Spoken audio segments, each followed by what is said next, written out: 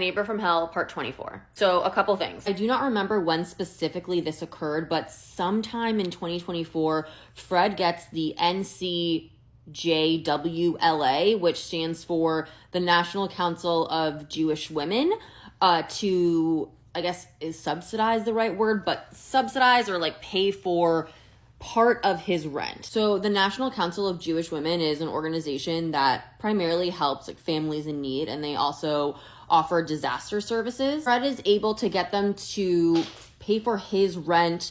I believe it was like some weird system, and again, I don't know if I am getting this correct, but they were going to pay for all of his rent for 1 month, and then I think like 75% of his rent for another month, and then I don't know, like 50% of his month for the next month, and then like 25% of his rent for the next month, etc. And again, I could have gotten like those increments wrong, but either way, he's able to get his rent paid for through this organization. Also, throughout this time, Stella has had a bunch of different health issues. And I would just like to say that none of these health issues are Fred's fault. Stella is an elderly Frenchie, and those dogs are just prone to like tons of health conditions. I would also just like to say that whenever I did see Stella, she always seemed happy and well fed. This dog was never like emaciated.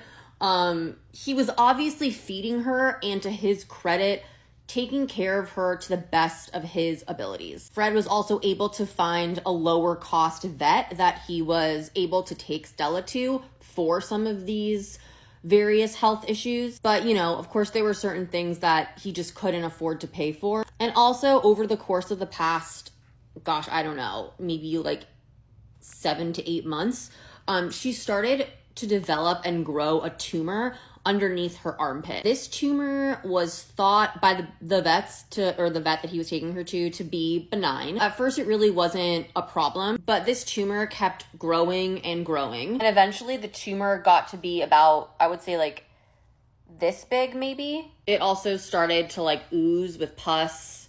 And it became difficult for Stella to walk around with it because it was literally like dangling from her. So neighbor Ashley basically was like, listen, Fred, she needs to get that tumor removed and she desperately needs dental work. So I will pay for her vet visit for you. I thought at the time that neighbor Ashley was just kind of like ballin' and just had extra cash to spend. Also, neighbor Ashley is involved in like various animal organizations and animal rescues. She's like a kind of like a dog activist sort of, and she fosters dogs all the time. So she's like super, I don't know, like very passionate about animals. So I thought that she was literally just paying for this out of pocket because she just had like some extra money to spend. Turns out that she put, I guess, a sweatshirt of hers that was like some limited edition sweatshirt. She sold this sweatshirt of hers on eBay for like $250.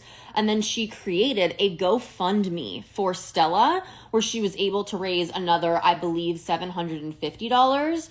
And what neighbor Ashley did was that, I guess the $250 plus like the $750, I don't remember exactly how much the surgery was. I think it was around $1,200 or $1,300. But essentially, neighbor Ashley paid the difference. So she basically wound up paying like $350 or so out of pocket. In June of 2024, Stella finally gets the surgery to remove the tumor under her armpit, and she also gets like a full dental cleaning while she's put under as well. That again was paid for by neighbor Ashley because neighbor Ashley put up a GoFundMe for Fred's dog. Stella gets the surgery and she's totally fine. And I'm obviously super relieved that neighbor Ashley was willing and able to do this for her. And, you know, again, it's looking like things are headed in a good direction, but they were not.